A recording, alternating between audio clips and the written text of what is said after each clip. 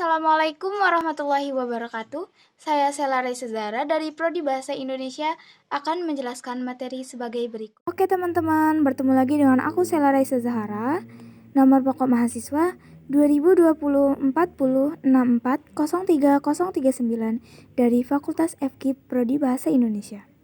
Di sini saya akan menjelaskan materi tentang perbedaan mendengar, mendengarkan, dan menyimak. Mendengar adalah dapat menangkap suara dengan telinga. Sadar atau tidak, kalau ada bunyi, alat pendengar kita akan menangkap atau mendengar bunyi-bunyi tersebut. Kita mendengar suara itu tanpa ada unsur kesengajaan. Mendengarkan adalah mendengar akan sesuatu dengan sungguh-sungguh. Sedangkan menyimak adalah mendengarkan dengan pemahaman atau pengertian dan sampai ke tingkat apresiasi dari pengertian masing-masing kata.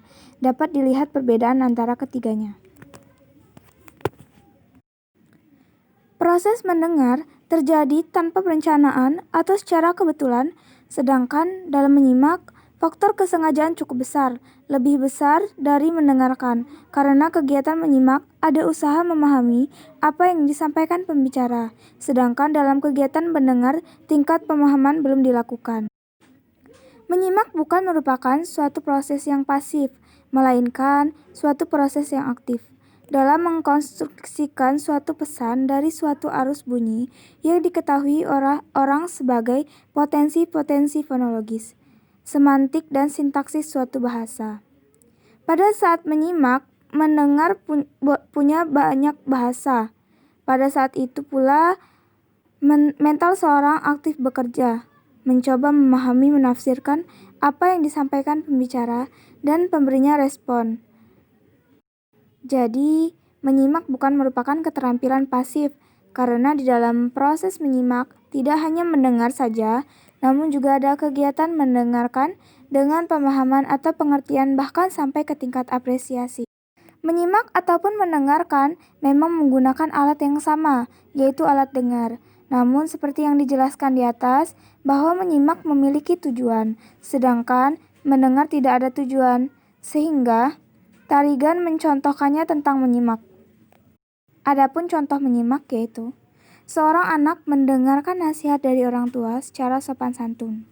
Tanggapannya, karena dalam kehidupan sosial, setiap manusia saling memberikan dan menerima. Hal ini sering kali terjadi di dalam lingkungan keluarga. Seperti orang tua memberikan nasihat dan anak menerima nasihat itu secara sopan santun. Mendengar adalah kegiatan menangkap bunyi secara tidak sengaja, yaitu secara kebetulan saja. Contoh, ketika sedang belajar, saya mendengar piring jatuh. Saya menoleh ke arah suara itu, kemudian saya melanjutkan belajar kembali.